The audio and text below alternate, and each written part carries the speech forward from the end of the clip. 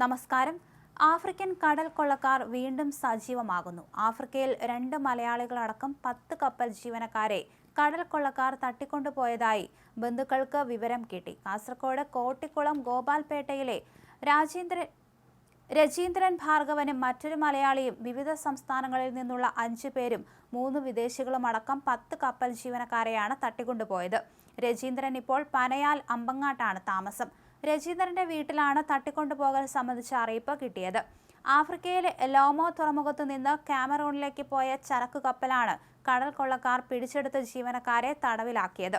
18 ജീവനക്കാരിൽ 10 പേരെ തട്ടിക്കൊണ്ടുപോയ ശേഷം കപ്പൽ ഒഴിവാക്കിയെന്നാണ് വിവരം. മാർച്ച് 17 രാത്രി 11:30 ശേഷം രജീന്ദ്രനെ ബന്ധപ്പെടാൻ വീട്ടുകാർക്കായിട്ടില്ല. പനാമ രജിസ്ട്രേഷനിലുള്ള വിറ്റു റിവർ കമ്പനിയുടേതാണ് കപ്പൽ. മുംബൈ ആസ്ഥാനമായ മേരിടെക് ടാങ്കർ മാനേജ്മെന്റാണ് ചരക്ക് കടത്തലിന് ഉപയോഗിക്കുന്നത്. വിറ്റു റിവർ കമ്പനി 18-ന് രജീന്ദ്രന്റെ ഭാര്യയെ വിളിച്ച് വിവരം പറഞ്ഞിരുന്നു. ജീവനക്കാർ എല്ലാവരും സുരക്ഷിതരാണെന്ന് കമ്പനി അറിയിച്ചതായി രജീന്ദ്രന്റെ ബന്ധു KV ശരത് പറഞ്ഞു.